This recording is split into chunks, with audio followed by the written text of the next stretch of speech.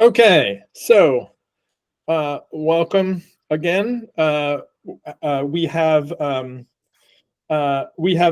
on the top order of business. We are going to be potentially formalizing the technical committee that we've been proposing to the community at large over the past several months. The folks on this call are those who either stepped up and self-nominated or who I asked and said yes. And I think there are potentially more people who we might want on the committee, but five, there was agreement, is a sufficiently minimally viable number. And so I'm super excited, and we'll take some time to talk about where we go from here. First, I just want to introduce everybody. So I'll just go ahead and read y'all out, and if you want to add anything about how you're feeling about this, please go ahead. So we have Sarah Pottelberg, my colleague at Inform USA. Welcome, Sarah. And Sarah is coming from Canada, so also has experience with the Canadian information and referral sector. We have Kate Lambacker. And Kate, I've known you a long time, but I assume I'm getting your name right on that. Yes, you are. Okay. Kate is also from Canada with decades of experience at the Community Information Online Consortium. Welcome to both of you. And we have Devin Balkind, who has been helping with Open Referral since before it was Open Referral. And Devin's with Serapis and has lots of experience with disaster response, going all the way back to Occupy Sandy in 2012, I believe, maybe before. And we have Skylar Young from Connect 211. Welcome to Devin and Skylar. These are our sort of American contributors to the committee. Yes, hello, welcome, thank you. And Mike Thacker from Pourism in the UK. So I'm excited that we have a diverse international array of perspectives.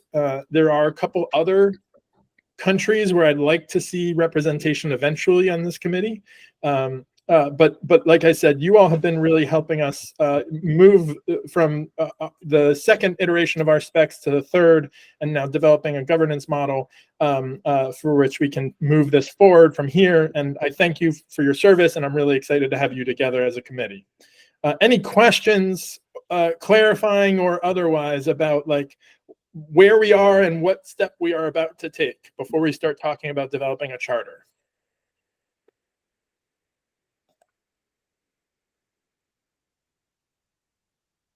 Okay, cool.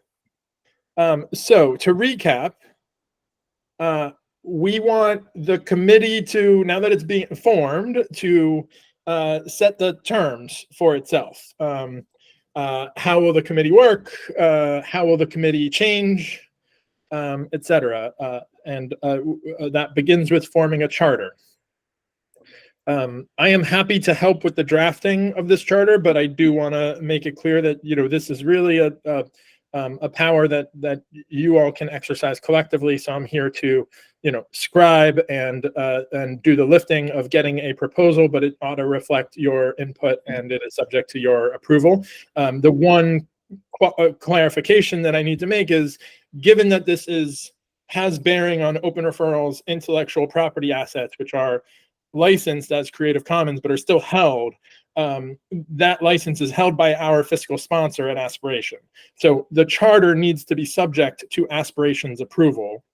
But I guarantee you that as long as it is in line with the values and principles that have been espoused by Open Referral from the beginning, Aspiration at most will have constructive feedback, and otherwise is going to be excited to see this leadership structure emerge. Any questions about that technicality? Okay, great.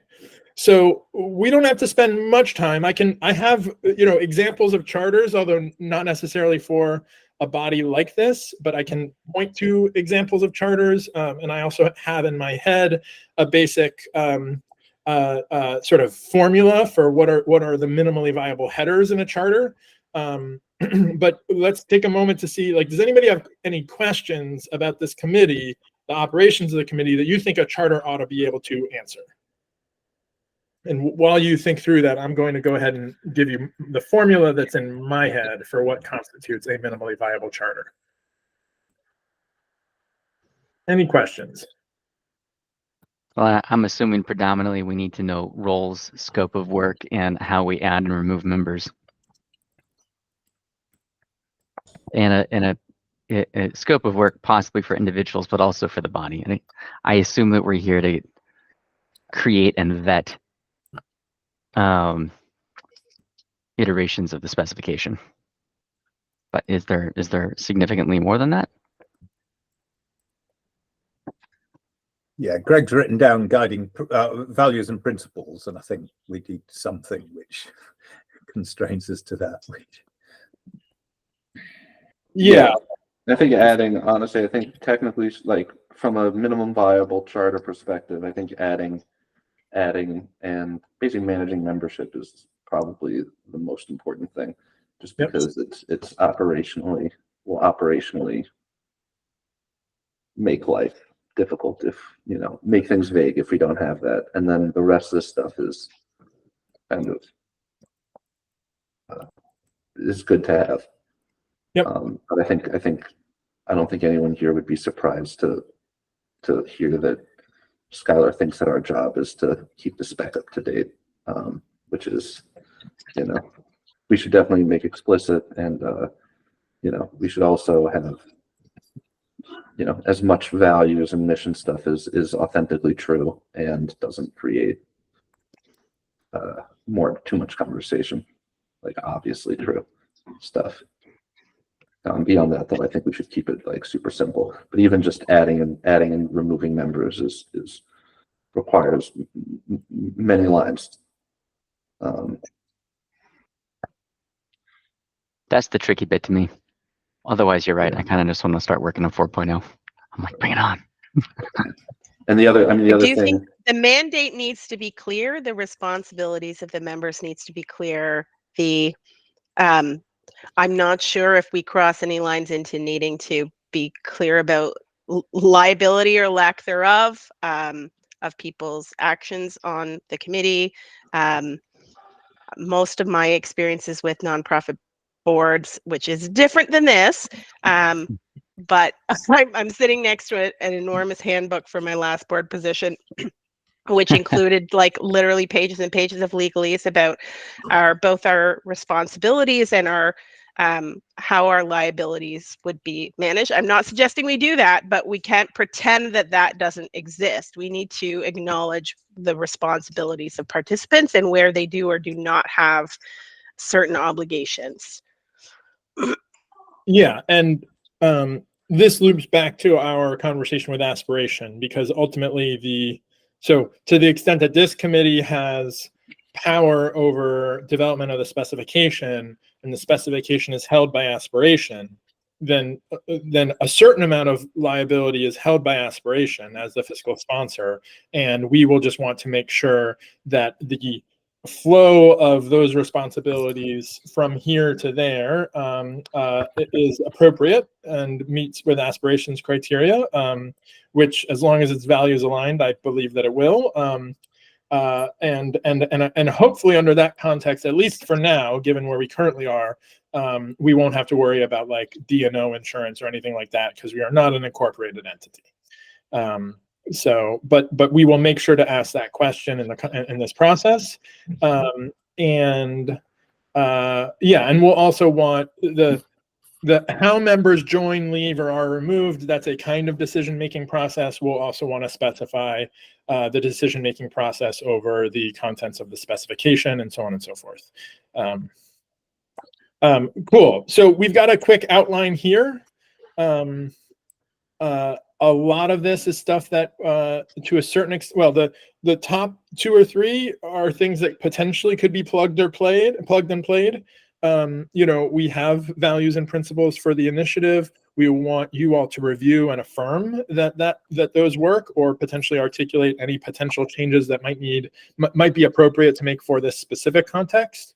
And I think we have worked out language for the primary responsibilities in our governance proposal. We'll go back and sort of bring that forth. And so I think it's questions about the roles of members and how members join, leave, or are removed that might get down to the level of things that we haven't yet fully specified. But I'm happy to, if anybody has any other comments or things that you all want to establish up front, I'm happy to get more specifications on this content. And if somebody wants to take a lead in making sure that this gets drafted, you wouldn't be on your own. You would be working with me. And I would be working for you. But basically, my recommendation is that something like this can be drafted in a pretty relatively painless way, not by committee, but by someone assuming responsibility to draft and receive input from the committee, and potentially input from the broader community. This is probably something we would want to publish to the forum and have a period of time to get input from that forum. And then somebody would be responsible for, with my support, receiving that input and iterating until the point where we have something that everybody agrees with. That said, it's well, let me pause and see, is that exciting to anybody? If not, we don't have a problem, but would anybody like to take the responsibility to drive this forward with me? I will do so. Okay, great. If anybody else is interested, there is still space. And also, of course, Devin, I'm perfectly comfortable consulting with you, getting specifications and drawing up a document and bringing it back for your review before bringing it back to the committee. So I'm not trying to put boring work about governance that nobody cares about on anybody's plate if it's not necessary. So, okay, great. Just a quick one before we move on from that. The section around responsibilities and proposals, that probably need to involve us to some extent so we can make sure there's a clear we deconflict that.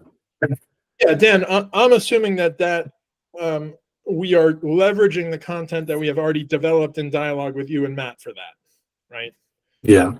We already have, we've gone several rounds around that. I'm not assuming we start from scratch. I'm assuming we bring material from the governance proposal that is already sketched out on these things. And so the work that has to happen is just sort of like reformatting and then identifying any gaps that need to be further specified. And that's not one. Yeah, and I think the thing that's probably piqued my interest is the fact that it says developing proposals, but maybe the language. I think maybe the committee will develop proposals, but it's more likely to be us that develop them, and the committee perhaps signs off on them rather than develops them. Yeah. Okay. I we might can have look at that in due course. Yeah. For now, we'll just say bringing proposals to community for review. But even that is subject to. We'll look at how the language was, because we spent some time working that stuff out, and we can leverage that. Yeah, sure. Cool. Okay. So, and I think one of the big questions that we have not yet fully answered that I would like to talk about shortly is the relationship between this committee and the development of tools to support adoption of the standard. And that's been an ongoing conversation of, there's any number of tools that could be useful. The question of where the boundary gets drawn around the tools that Open Referral as an initiative should assume responsibility for building and maintaining, versus what are the other tools that we hope someone in our community develops and shares back with the community. And I think we'll want to specify the relationship, at least between this committee and that first category of whatever tools are deemed essential for the organization, for the initiative to develop and steward. And the relationship between this committee and that process, I think, is one we'll want to talk through a little bit more. Okay. Cool. So I'm eager to look ahead on that note to the survey. And so maybe we want to check in on which to go first, the backlog or the survey. Who can speak best to the state of the backlog? Is that Matt or Dan? Yeah, Matt, I'd say. Okay. Cool. Yeah, so the backlog, it's pretty straightforward. I don't think this would... so for those who didn't know, Dan and I took the liberty of going through the kind of giant backlog of issues on the HSDS repo, as well as some deprecated issues on the, some old issues on the now deprecated API repo. And have kind of done like an initial kind of, this is what we think is ready and defined enough and achievable for the next version of HSDS, which we're expecting to be 3.1. So these, and then for the committee, just to make it more accessible than kind of trawling through loads of hyperlinks on GitHub, which might be one of my pastimes, but doesn't necessarily need to be one of yours. We kind of hopefully made it into a bit more plain English and put it in a Google Doc, so that there's just one link. It's got all the other links in there if you want to go and delve into the individual threads. And this is where we are at the minute. So if you want, I can run through very briefly the issues that we think can be tackled pretty swiftly, or I'm happy to take any questions from the committee now. Are we allowed to look at that the document with the backlog? Oh, I don't have access. Sorry, I'll sort that. Access request 1. Skylar, I've just clicked the big blue share button for you now. So once Google's, same for Sarah. Share anyway. Do apologize. I thought we'd Sorry, guys. Already. I posted that on the forum as well. So if everyone's access issues are kind of ameliorated, these issues are what are basically currently in the proposed column. And I think really what we're looking for in the committee is everyone kind of happy with this kind of thing that we're talking about. So we've been prioritizing some of the issues that have been raised on the forum recently and have been shown to directly affect work that is ongoing now. So the schedule group, Skylar and I have already had a few chats about that, like kind of as part of fleshing out the understanding of this. So we've kind of bumped that onto the priorities pile. Falling out of that, a conversation with Skylar, and Skylar made a really great point about how the standard doesn't actually explicitly support events. And this is one where we think as part of this work, we should at least be scoping the support for events. And if it turns out to be much more complex, then we can come back to the committee and see if the committee feels that it is a big priority or whether we should prioritize some of the other things ahead of it. There are some things which are kind of what we think of as low-hanging fruit. So things like adding a license page, in making sure that the changelog behaves in an expected way consistently all the way through, because we've got a really good fleshed out changelog. In fact, I was speaking to a member of the 360 Giving team a few weeks ago, and they praised HSDS's changelog, and they said that they wish they'd had the confidence to kind of put that on their standard docs, but I think they've got a very different audience that would be intimidated by a changelog. So so props to you all for that. However, the version 0 beta headers all linked to a private Google Doc. So what we're proposing is basically diving into that Google Doc and putting the contents on the changelog to complete it. So stuff like that is kind of very low-hanging fruit and things that we think we can just kind of wrap up in a single kind of push to the standard. There's been a lot of discussion about enums in the docs, so this kind of consolidating a bunch of issues that people had regarding enums. I did do a look through the standard. There's not really that many enums left. However, we don't make it clear, and all that would be required is putting the word enum in the documentation tables where they appear, either automatically or manually. Things like high impact things, which are like kind of low effort but high impact, like adding a description field to the attribute schema. I think a few people mentioned that. Having a docs page for the database schemas. So in case you didn't know, the HSDS tooling that David Rasnick wrote actually does some really nifty things by automatically generating database schemas, which you can kind of just upload. But it would be really nice if people had encountering the standard for the first time, if they are looking to support it in their databases, could actually visualize that rather than just kind of having to spin up a development build and learn about it that way. There's been some flagging around people wanting to know whether a service has actually got capacity at the minute. There are a few issues related to that, and we've kind of we've kind of merged them into 221, so which has got a kind of a rich discussion. So this would be a case of going through that discussion, picking out all the things that people have been trying, synthesize it, and then putting something to the committee or seeking input from the community as to kind of their preferred method of doing this. And of course, we would need to be balancing kind of usability needs against ease of publishing as well. That's kind of always a two plates that we've got to keep spinning, and a tightrope we walk in standards development. There is an issue that we think may already be addressed, and what we're proposing is actually just doing a quick investigation and seeing if it has been addressed, which is around whether a service is unique to a location. And we think that is kind of referring to the old API model, and that actually the leap from HSDS 2.1 to 3.0 kind of actually may have addressed this already, and this issue was just one that we missed when we did kind of our closing down, or we may have kept it open just out of caution. But if we're doing this version upgrade, it would be really straightforward to either address it very quickly or see if it's already addressed. Bringing the API endpoints all in line with each other. So some of them have support for querying via taxonomy, and what we're proposing to address some of the issues people have written is just make that applicable across all the endpoints. You can query anything by taxonomies, except for taxonomies themselves, probably, because that would be a little bit tautological.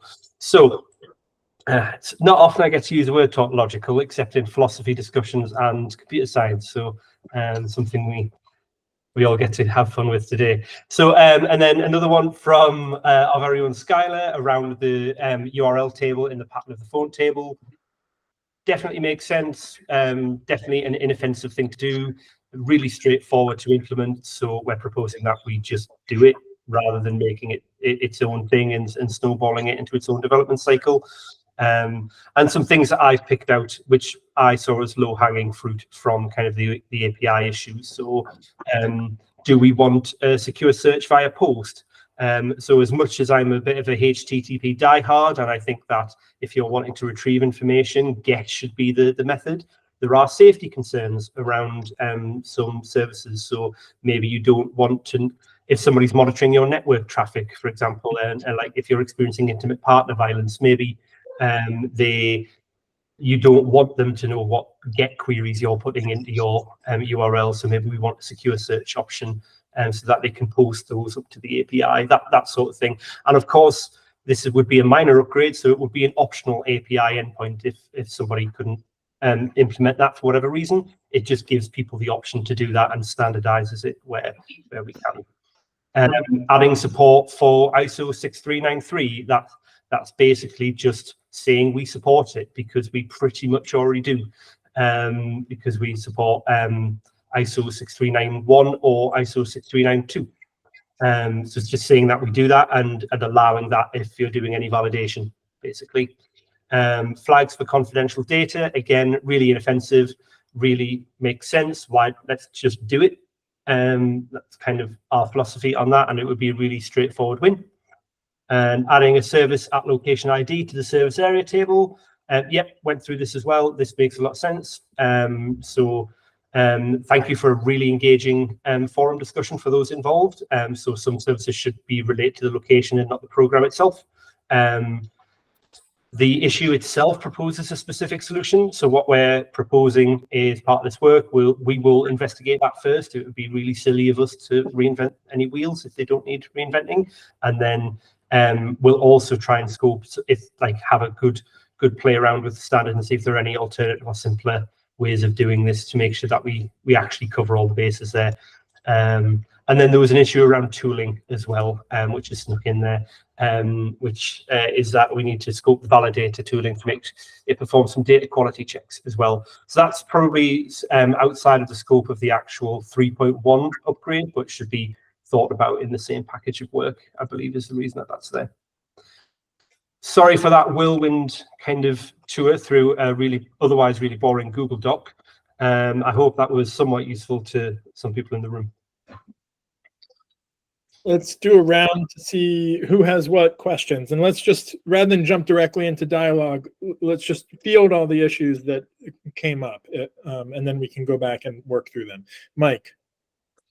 Yeah, I mean, I think there are detailed points which we can look at separately. But firstly, I just wanted to check that we are being open about this, if this isn't an open document, because I think we emphasized in the UK that, you know, it would be a very open process for telling people what was in mind and giving people the chance to object, whether we're on, or to raise other things, whether we're on the committee or not. So I do think, you know, we should share this with everyone rather than it just be between us. Hello, baby. Nice to see you. Also, I'm not sure of our timescales, and I'm conscious that when we start to tell people in the UK they've got to comply with the validator, which I'm expecting to see within the next 6 months, I'm expecting a few things to come up, and I'd hate to have to say, you know, you've missed the cut, you've got to wait 18 months. So I'd like to know what the what timescales we've got. They're my main points. The others are tiny. Yeah, Okay. I agree. I guess, I mean, I think now is a good time to talk a bit about process. You know, like process. You know, I think there is a process that is in the governance document that we should refer to. And I also agree that, you know, this being open seems to be, you know, we should find a way to make this open, organized on GitHub in a way that makes sense, and that there might be some discussion necessary about the GitHub, particularly that nothing is called HSDS on the GitHub, insofar as like the URL. Like right now, I believe we're operating off of like open referral / specification, which to me is a little, you know, is not good. Because it's like not clear that like we're talking about HSD, you know, the URL does not say HSDS. I think the URL should say HSDS, and that the GitHub issues related to open referral, you know, the GitHub issues in the specification are mostly focused on HSDS, but there's also stuff that's related kind of like more towards the open referral operations, I think, which I think should be like flushed out of there.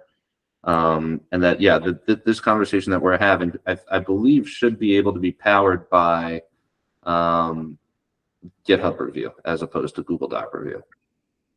Okay.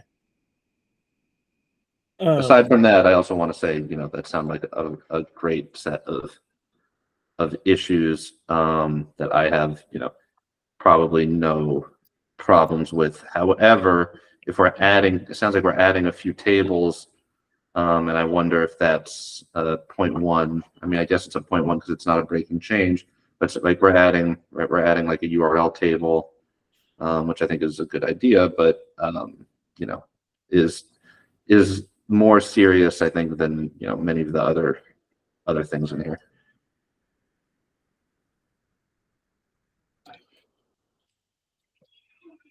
Okay, let's thank you both. Let's keep going around and aggregate any other issues rather than just going back and forth on each one.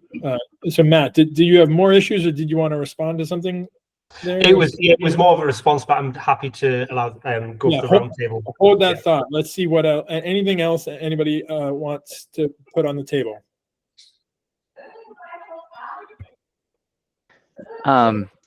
The importance of hashing out the schedule stuff is growing in weight and significance in the work that I'm doing, at least. And Kate has had some good feedback on that, and Matt has had some good feedback on that. But it's 80 to 90%, quite literally. It's by far the vast majority of trouble that I'm getting out of the spec between the real world and the specification, trying to adjust for clients' needs. Yep. Kate. Yeah, I was going to mention the schedule thing as well. So because yeah, there's multiple operating hours. We end up using multiple fields for that, where we have actually like an events one, a closure dates one, we've traditionally, I don't like that we do, but that's just historically we've had to split them out into multiple things separate from the normal operating hours, because it can be quite complex. And is essential. And if we don't reflect the reality of the complex schedules, then people can't accurately use that information. If we're not reflecting the reality of how people's operating schedules work, special events, special program schedules, all of that just isn't, that complexity isn't reflected.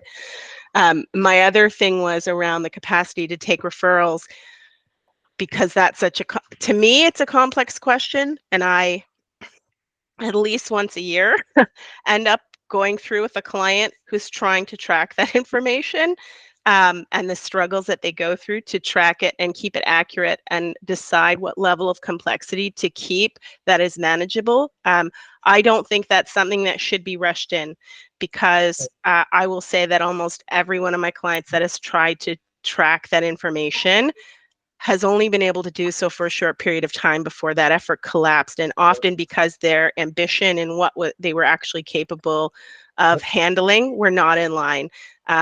So to me, that is not something we should rush into. It's not that it isn't important, and again, it comes up so often that people really want to do this and feel that it's valuable for clients, but the projects fail, and I think we should understand why they fail so that we can try and figure out how to incorporate it successfully for people. Okay. Great. So I'd like to also say briefly that to Kate's point, the schedule stuff, that actually goes to Mike's point about the cadence of updates, because there's two parts to this that seem inevitable in terms of urgency and will be a major version update, and that's the schedule tables and potentially a URL table, which I have a mounting number of use cases for.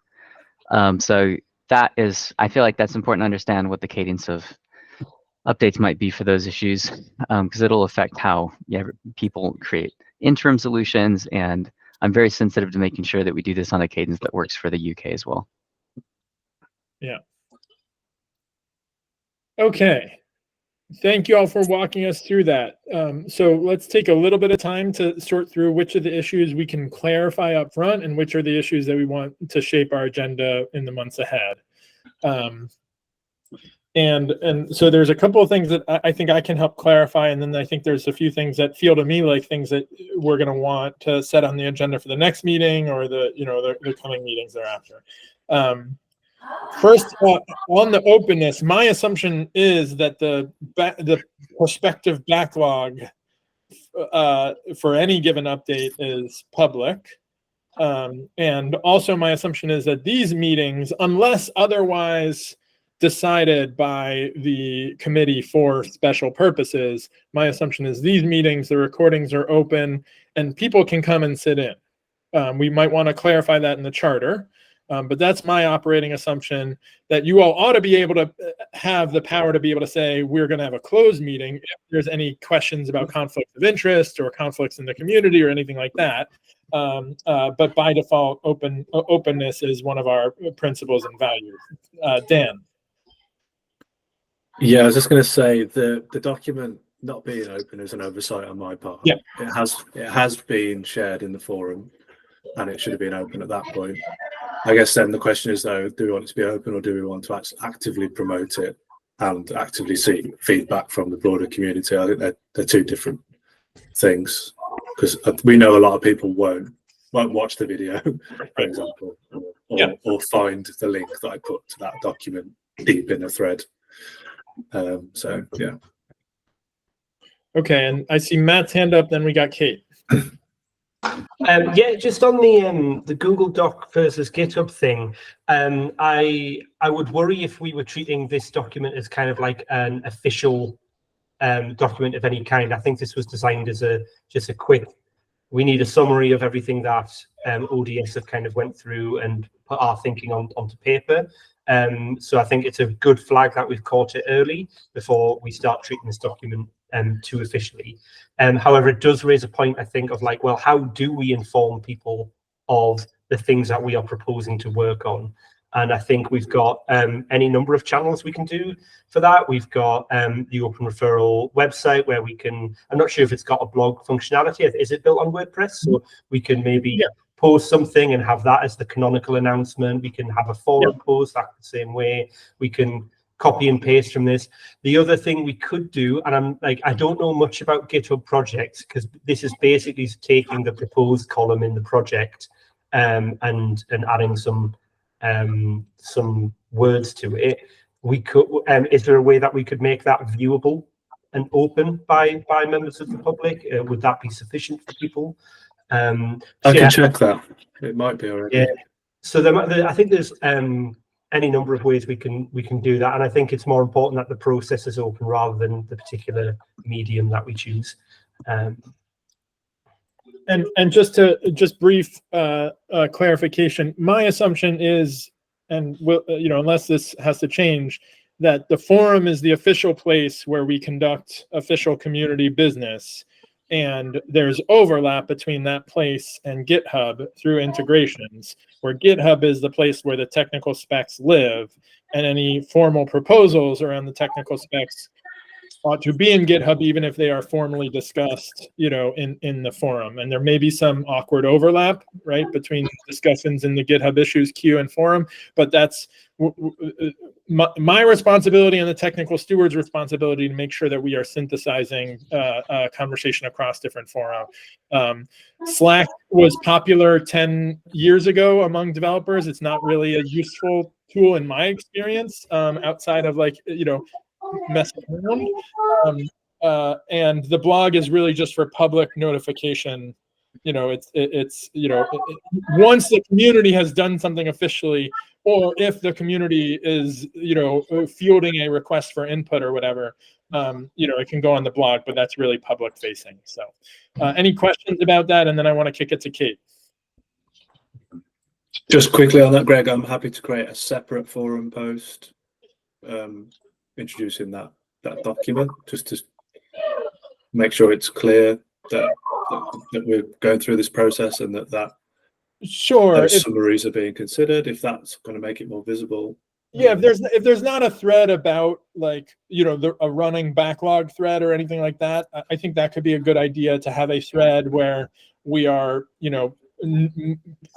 producing notifications of updates to the backlog, even if that points to the GitHub projects board, right? Okay. I'll look at that. And okay, so Kate.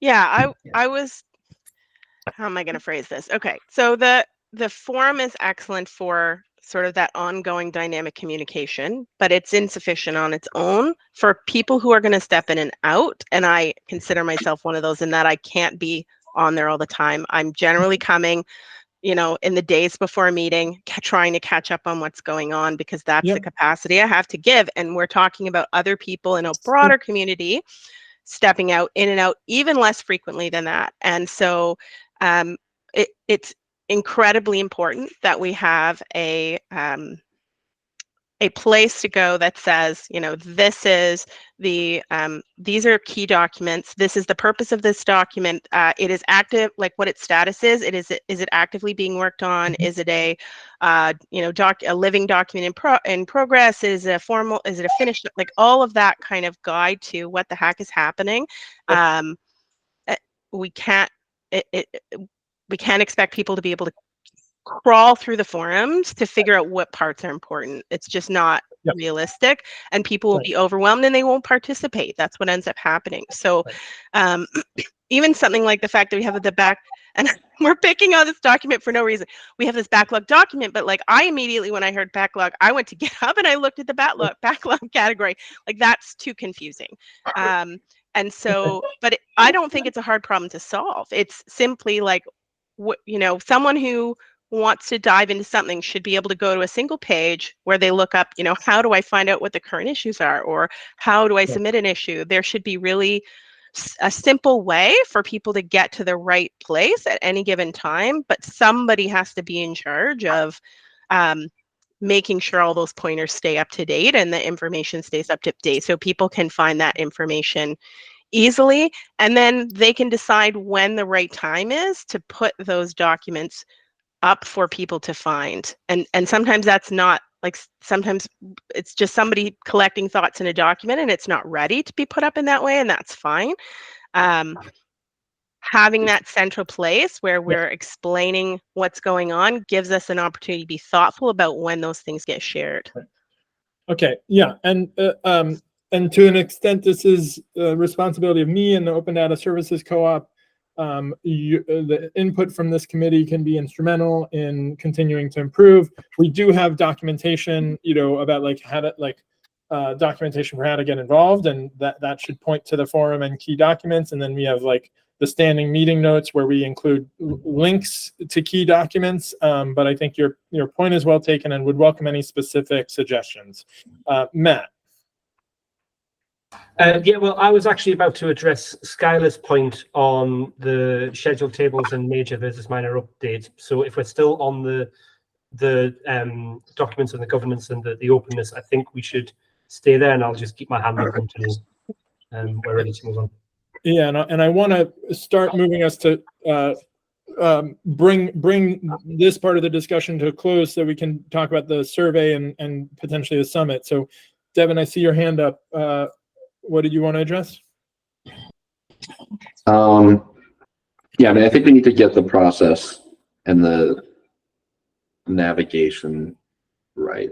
I also think that the people who have strong opinions about schedules, you know, this is a good example of, you know, they should sidebar and they should come up with like a shared proposal so that, you know, there's something that doesn't have an argument between the people who care about this issue, you know, going to the rest of the technical committee if possible, because that'll make things happen as quickly as possible. When it comes to, you know, I think Kate is 100% correct that, you know, we need an index page somewhere where someone can go and just see the key links, and that the managing of those pointers and like what goes on that index page is, you know, a simple but significant. And I also want to point folks to this flowchart, which is in the governance document and which had some discussion, but I think this is basically, to me, you know, what we should be going through and updating. And we should be able to say, okay, like, where are we at right now on this chart? And so I think this is, so like the way things I believe are supposed to go, and I can keep this brief, is that, right, proposals and issues are surfaced all the time.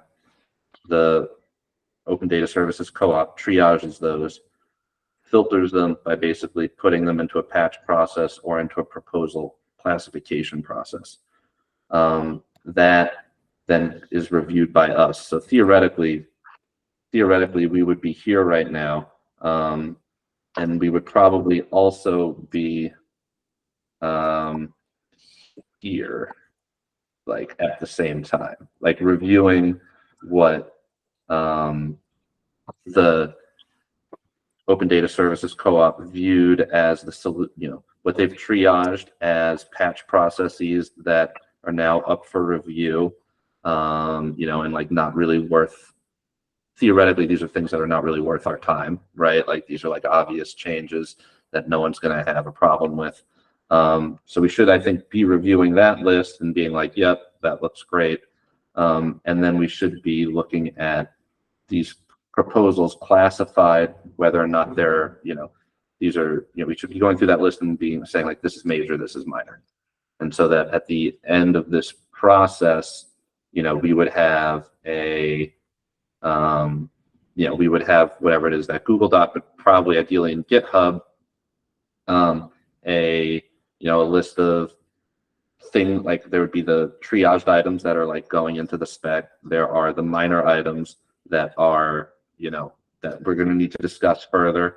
And then there are the major items that are going on to, that we're anticipating are going to be needed for 4.0.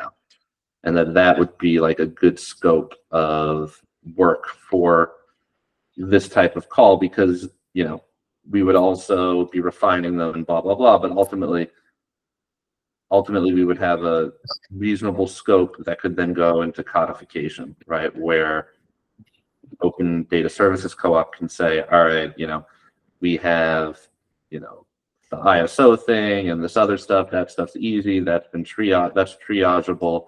We have a few of these other items that are, that we can get done in the next whatever cycle before we have another one of these calls.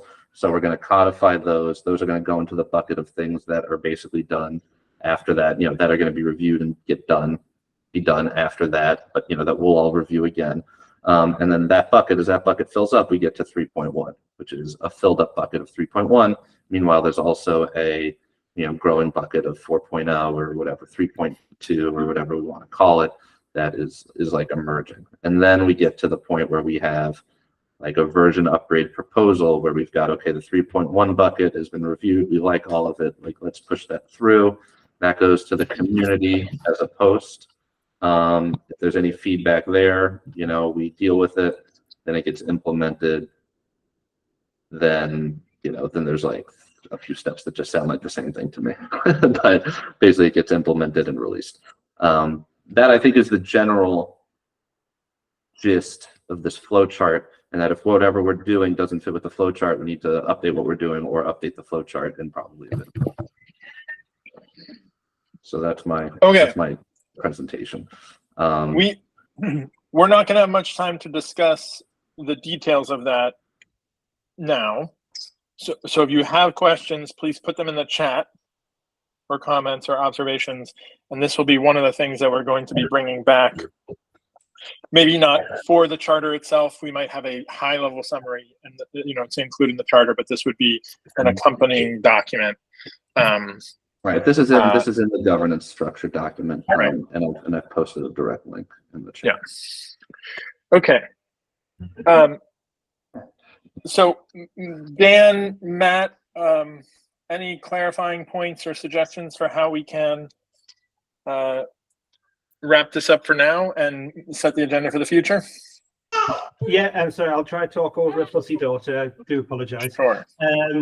So that's a very good point, everyone. Thank you for that, Devin. I think where we are now is that we would like to start, as Open Data Services, actually writing kind of more formal proposals for each of the issues or groups of issues that we yes, I know it is a lot of issues, or like all the issues that we've kind of proposed informally in this document.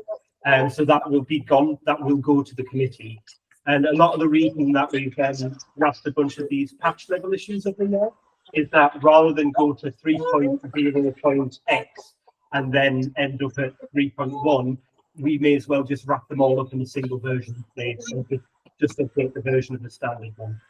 And then the other point that Skylar made earlier about the importance of various tables and how they might be more, they're big updates.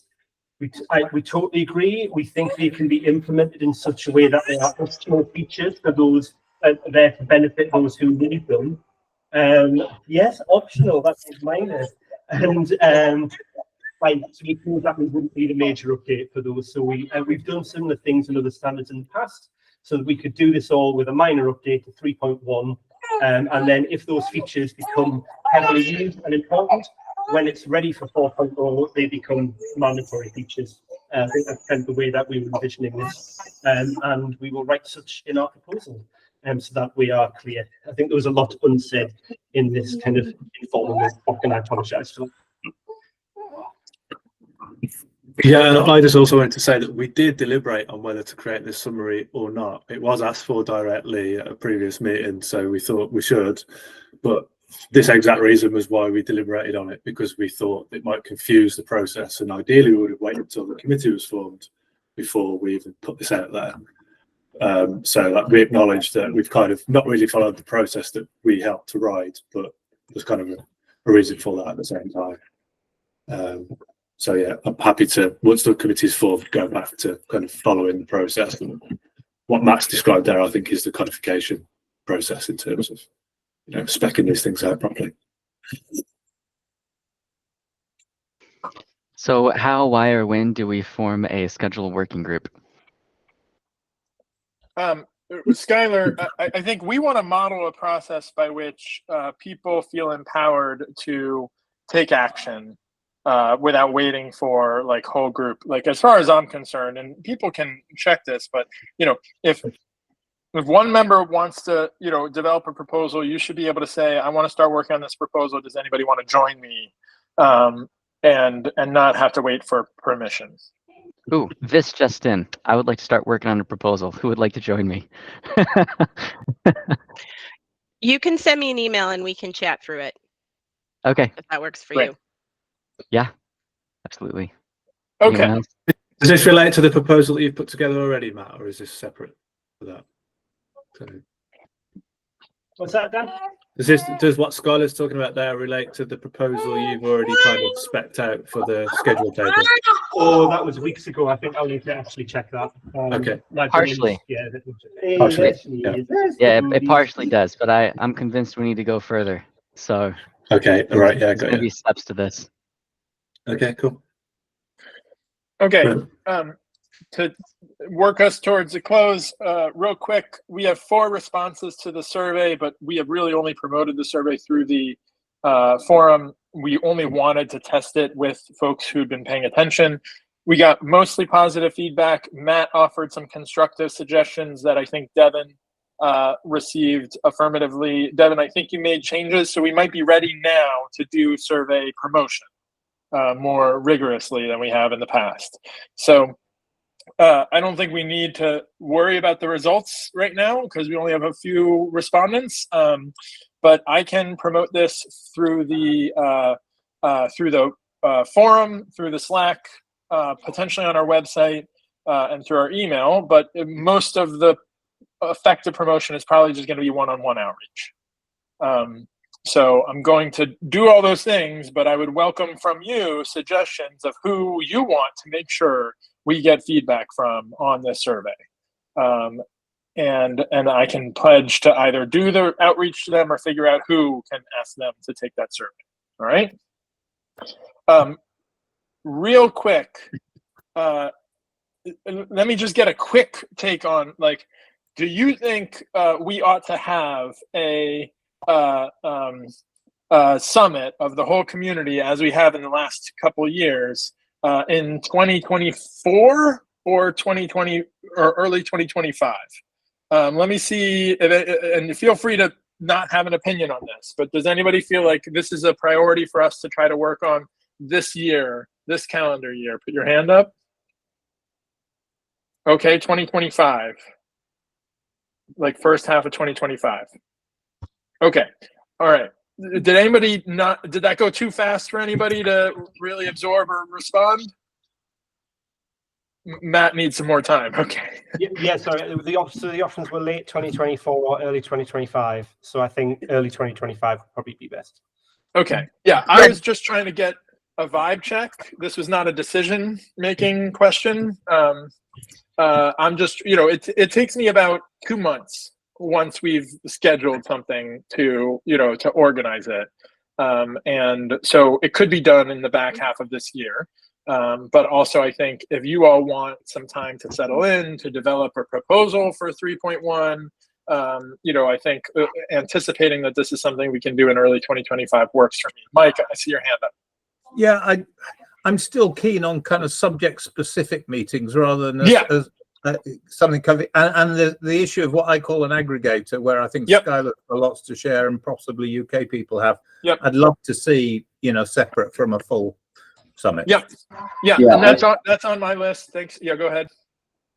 Yeah, I agree. I mean, I think from a summit perspective, you know, I think you should be able to free yourself from HSDS being like, right. I think the summits in the past have been kind of a combination of what's interesting from an open referral perspective and HSDS stuff. And I think that, you know, it would be one of the things that this group should do is take leadership over the HSDS part of the programming, and that an open referral summit should be something that then has multiple independent components type of thing. Yeah. Yeah, I was bringing it up not to be clear, not because you all would be responsible for it or that it would be explicitly about HSDS exclusively. I just was wanting to get a sense, which I think I've gotten, of your sense of how urgent it is to convene the community. And this is helpful. And Mike, I will follow up with you. I'm gonna have to jump right now, but I will follow up with you and Skylar at some point in the next month to talk about convening a meeting about the federation aggregation problem. And I got to jump with that. So thank you all. Exciting stuff. Dan and I will work through these notes and do follow-ups on all fronts. Thank you. Thank you.